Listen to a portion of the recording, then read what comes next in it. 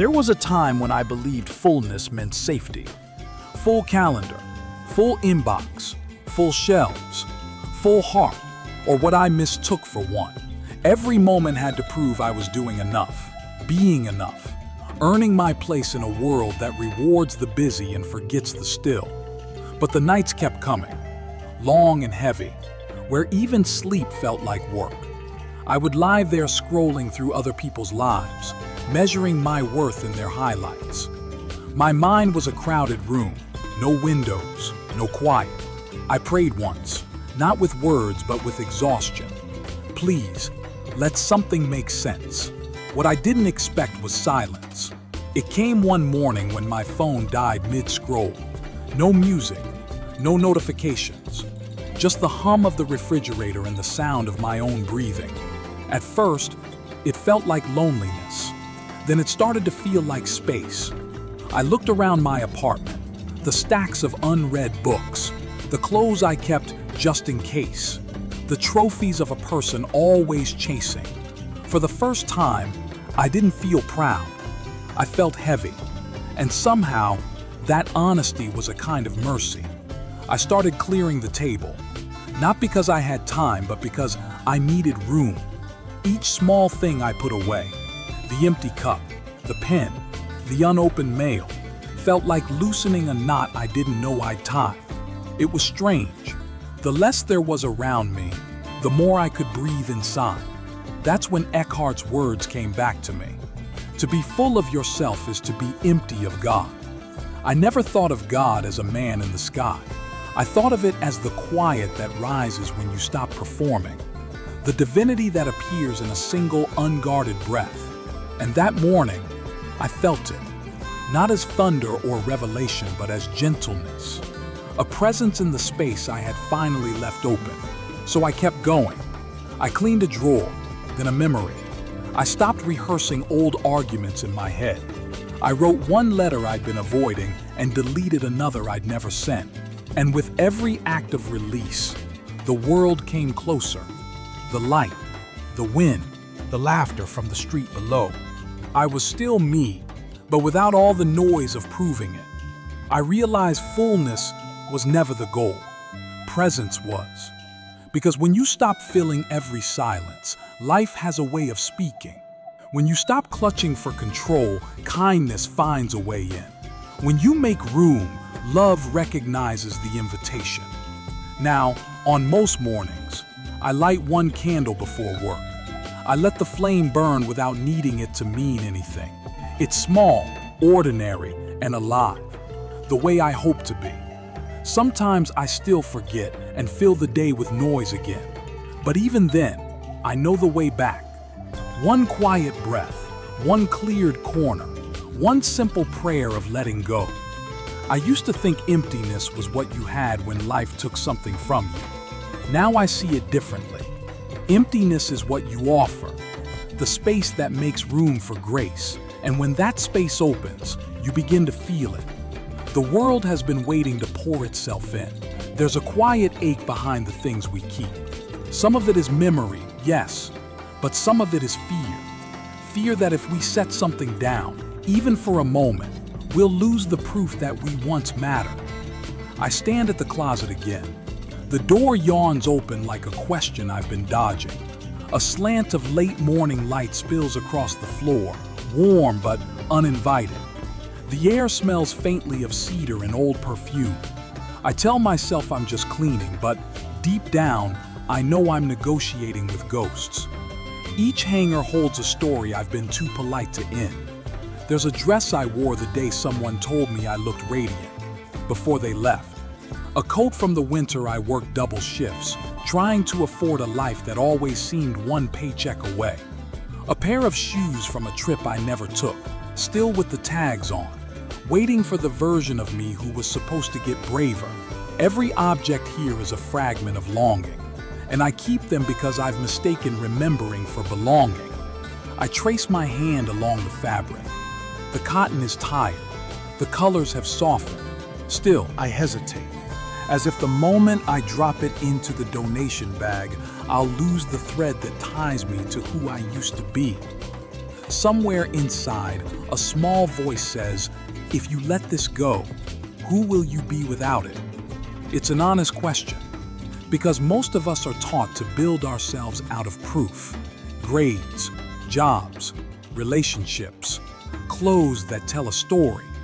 We chase certainty, not peace. And when the old layers no longer fit, we don't peel them off. We keep stacking new ones on top until our own skin starts to disappear beneath the weight. I sit down on the floor, the closet gaping above me like a sky full of old stars. The city hums faintly through the window. Somewhere a siren passes, quick and fading. I think about how much energy it takes to keep pretending we're fine, to keep carrying what we've outgrown because letting go feels like failure. The truth is, I've kept some things not because they serve me, but because they once saved me. That sweater saw me through heartbreak. That old phone case still carries photos of the apartment I left behind when I finally chose peace over noise. These aren't just things, they're witnesses. But even witnesses can't follow you forever. I realize sitting here that safety has turned into a cage lined with good intentions. My life is filled with objects that used to comfort me, now only reminding me of the seasons I survived. And survival, while noble, is not the same as living. A small laugh escapes me, quiet, almost embarrassed. How strange that the things I thought were holding me up are the very things holding me back. Maybe this is what Eckhart meant. To be full of yourself is to be empty of everything that matters. Maybe fullness isn't abundance, it's congestion. Maybe the real courage is learning to stand in the space after you've let go, before anything new arrives, and call that space sacred. I reach for one more item, a stack of letters tied with a blue ribbon. They're from someone I loved once, someone who loved me almost enough. For years, I couldn't bear to read them, couldn't bear to throw them away either. I untie the ribbon, read the first few lines, and realize the ache has gone quiet. The words are just words now. Kind, small, done. I place them in the bag gently, like lowering flowers into earth. The sound of the paper sliding against fabric is soft, almost tender. For a moment, I feel tears at the edge of my eyes, not from sadness, but relief. Because sometimes the wound isn't that we lost something, it's that we never gave ourselves permission to move on. And maybe that's what healing really is, not erasing the past, but letting it rest. I sit back and watch a beam of sunlight move across the wall. Dust motes drift through it like slow confetti. It feels like the room is exhaling. Maybe I am too. When I close the closet door, it doesn't feel like goodbye. It feels like grace. Quiet, unforced, long overdue. I whisper into the stillness. You can keep the memories. I'll take the freedom. And the room answers in its own language, with space. It happened on a Tuesday, not a special one. Just another morning when the world expected me to move quickly. I had promised myself I'd finish sorting the closet before work. Just a few more boxes, I said. But when I opened the door, a loose shelf gave way. The thud startled me, sharp and final, and a cascade of forgotten things tumbled to the floor. For a second, I just stood there, frozen between laughter and tears. It wasn't the mess that undid me. It was what the mess revealed, how tightly I'd been holding my own history together, afraid that if one piece slipped, the rest would follow. I knelt down. Dust bloomed into the air, soft and gray.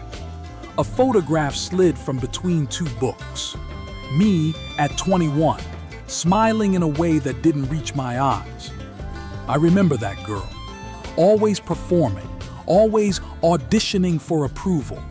I looked around at the clothes, the papers, the shoes, all of it waiting for someone to decide what still mattered. and for the first time, I saw it clearly. I wasn't organizing my things. I was trying to manage the museum of who I used to be. The thought hit me like a quiet thunder. How much of my life have I spent curating the past instead of living the present? I sat on the floor and let the silence settle. It was heavier than grief, but gentler than shame. I realized how many times I had replayed old scenes, conversations where I said too much or too little, chapters that ended before I was ready. It wasn't nostalgia. It was fear disguised as loyalty. We think loyalty means never changing, but sometimes the truest loyalty is letting the old version of you rest in peace. I brushed the dust off the photo and set it aside. That girl had done her best. She tried hard to be liked, to be good, to deserve her place in the world. And she survived. That's her gift to me. But survival doesn't have to be the shape of every tomorrow. The shelf lay on the floor, cracked but not broken. I could fix it with a few screws, but I didn't rush. Instead, I stared at the space where it used to be. A blank stretch of wall that somehow looked like relief. I thought about Meister Eckhart's words again. The soul that lets go of all images finds what it truly is. Maybe this was what he meant. Not a command to destroy, but an invitation to stop clinging to what can't breathe. A cold cup of tea sat by the doorway. I took a sip and smiled at its honesty. Tea doesn't pretend to stay warm forever. It cools, it changes, it becomes something else. Maybe I could too. For the first time in months, I didn't feel guilty for not having it all figured out. I didn't feel the old panic of needing a 5-year plan, a backup plan, a reason for every emotion. All I felt was a quiet truth rising from somewhere deep. If I keep holding everything, I'll have no hands left for what's next.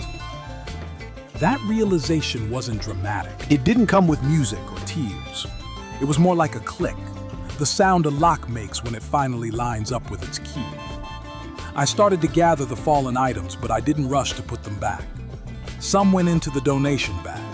Some I folded neatly, setting them aside for one more look later. But there were a few I simply couldn't keep, not because they were bad, but because they belonged to a life that had already served its purpose. One by one, I placed them in the bag.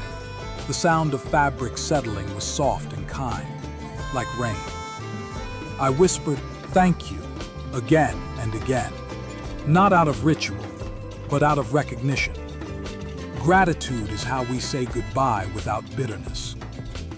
When I finally stood up, my knees ached a little, my back cracked, my heart felt unexpectedly light. I looked at the half-empty closet and saw more than space. I saw possibility. I saw proof that absence can be generous. And maybe that's the hidden mercy of letting go. It's not about losing. It's about returning to yourself, to peace, to the simple rhythm of a life that can finally breathe. I closed the closet door halfway and left it there. Not fully shut, not fully open. Just enough for light to slip through. The next morning, the apartment felt different. Not cleaner exactly, but quieter, as if the air itself had exhaled. The closet door was still half open, and the sunlight had found its way in, striping the floor in gold. It was such an ordinary sight, yet it looked almost holy. The kind of holiness that doesn't need a name, just space. I stood there, tea in hand, and thought about the emptiness I had been so afraid of. For years, I believed it was a punishment, a hollow sign that something had gone wrong. But now, standing in that light, I wondered if emptiness was never the enemy. Maybe it was an invitation. I remembered a line from Meister Eckhart that I'd underlined in an old book. The soul that lets go of all images finds what it truly is. I didn't fully understand it when I first read it. Back then, I thought letting go of images meant renouncing everything. Ambition, memories, identity. But now it made sense in a gentler way.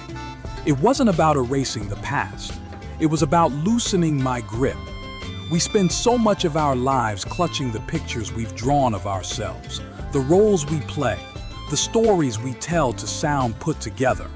But those pictures can't grow with us. They keep us performing a life instead of living one.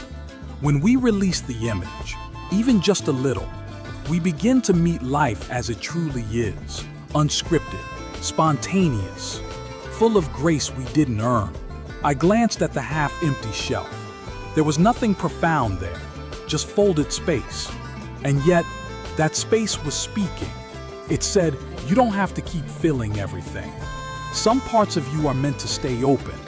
I thought about how Eckhart described God not as a figure to be chased, but as a presence that fills the room when we stop trying so hard to deserve it. Maybe that's what freedom really is. Not a victory march, but the simple act of standing still long enough for life to catch up to you. Outside, the city was already loud. Someone was honking. A child was laughing. A neighbor's door slammed shut. Inside, everything felt balanced. I walked to the window and opened it wider. The breeze moved through the room like a living thing, brushing the curtains, lifting a strand of my hair. I closed my eyes. It smelled faintly of rain and coffee and possibility. And for a moment, I wasn't measuring or managing or naming anything. I was just here. This stillness, was what I'd been missing while chasing enough. It wasn't about doing less or caring less.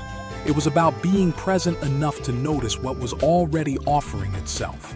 The light, the air, the ordinary grace of morning. I turned back to the closet and began to move slowly. Not as someone cleaning, but as someone praying. One shirt, folded with care. One empty hanger, left hanging. A box of letters, retied and stored away. Not because I need to read them again, but because I can now let them rest. Each gesture felt like a small ceremony, the quiet rhythm of reclaiming my life one simple act at a time. And as I moved, I thought, maybe I've been wrong about what it means to fill a life. Maybe fullness isn't about having more. Maybe it's about noticing what's already enough. There's a kind of peace that doesn't ask to be proven. It doesn't need to be perfect or permanent. It just asks to be trusted, like breath, like light, like love that doesn't need to explain itself. When I finally stepped back, the closet wasn't empty, but it was lighter. And in that lightness, I saw myself reflected. Not the self I've been trying to build, but the one that had been waiting underneath all along. I whispered aloud, just to test the sound of it. Maybe freedom isn't about gaining more. Maybe it's about making room. The room didn't answer, but it didn't have to. The silence between my words was full enough. The next day, I didn't wake up with any grand plans, no schedule for transformation, no list titled How to Let Go and Become Whole. I simply woke up, stretched, and felt the quiet. That was new. The absence of hurry. The closet stood open, sunlight spilling onto the floorboards like water. I noticed the way it reached the donation bag beside the door, brushing its edges as if blessing the change. There's something sacred about small beginnings. They rarely feel important while they're happening, but they shift the entire rhythm of a life. So I started small. The first thing I did was breathe, really breathe. 3 slow inhales, 3 slow exhales. It's astonishing how much the body softens when you let it know it's safe again. Then I reached for one drawer. Just one. Inside were scraps of paper, pens that didn't write, and receipts from a season when I believed productivity meant purpose. I threw most of them away. And as I did, I realized every object we release gives us back a fragment of our own attention. Because clutter is never just physical. It's emotional static. Every unused thing whispers, I'll get to it later. And later becomes the shape of our anxiety. So I let it go. It wasn't easy. There were small pangs of guilt. The voice that says, you're being wasteful, or you might need that someday. But underneath those voices, another one had begun to speak. It said, "You don't owe your past this much space." That voice felt like love, patient, wise, forgiving. When I finished the drawer, I made tea. Then I did something Eckhart might have called a prayer without words. I sat in the chair by the window and didn't reach for my phone. I just watched the light move. It's remarkable how light behaves when you give it time. It shifts colors, deepens, stretches, finds corners you didn't know were there. Maybe life is like that too. After tea, I chose one more act of release. I took a small box, filled it with things that didn't need to stay, and whispered a quiet "thank you" before sealing it. That thank you was important. It turned letting go from loss into gratitude. Every goodbye deserves a little grace. I didn't stop there. Throughout the day, I tried to make space in other ways that had nothing to do with closets or shelves. I turned off notifications for 1 hour. I ate lunch without scrolling. I took a short walk and left my headphones at home. The first few minutes felt awkward, almost naked. But then something shifted. I started to hear the rhythm of the world again. The wind threading through leaves, a child's laughter, the distant music from a passing car. I remembered what it was like to live inside my own senses instead of inside my head. It's funny, all the books and talks about mindfulness. And still, the simplest truth is this: presence is just the courage to stop running. By evening, I noticed something else. The apartment looked the same, but it felt different, roomier, like it could breathe again. Or maybe it was me. When I washed the dishes, I did it slowly. When I folded the laundry, I didn't rush to finish. Every action became a kind of meditation, proof that peace isn't something we find. It's something we make, moment by moment. Before bed, I returned to the closet. The donation bag was full, the shelf stood fixed, and the space I'd cleared felt almost luminous. I didn't fill it with anything. I just left it open. A reminder that not every gap needs to be closed, because that's the lesson hidden inside all this quiet work. When we stop crowding our lives with what's over, what's meant for us finally has room to arrive. I turned off the light, leaving one last soft breath in the dark. An uncluttered room is an uncluttered breath, and for the first time in a long time, both felt true. Morning again, the kind of morning that doesn't demand anything of you. It just arrives softly, like forgiveness. The apartment is still. Only the kettle murmurs in the kitchen, that familiar small music of ordinary life. I walk past the window, the air cool on my face, and pause at the closet door. It's still open, just slightly, as if waiting for me. Inside, sunlight touches the empty hanger, a single line of silver catching the light. I stand there, just breathing, realizing how much this small space has changed. Not just in how it looks, but in how it feels. It used to be a monument to the past, heavy with proof, stories, selves I was afraid to outgrow. Now it's lighter, quieter. It feels like a pause that finally learned how to rest. I reach out and run my fingers along the hanger. The metal is cool, clean, unburdened. It doesn't ache to hold something anymore. It's ready for whatever belongs next. Maybe that's the point. Maybe the purpose of letting go isn't to make life empty, but to make it ready. There was a time I thought healing meant replacing what I'd lost. But now I understand. Healing is allowing yourself to remain open, even when you don't know what's coming. I pour my tea, sit by the window, and let the steam rise. The morning light has changed again, more gold than white, more alive than before.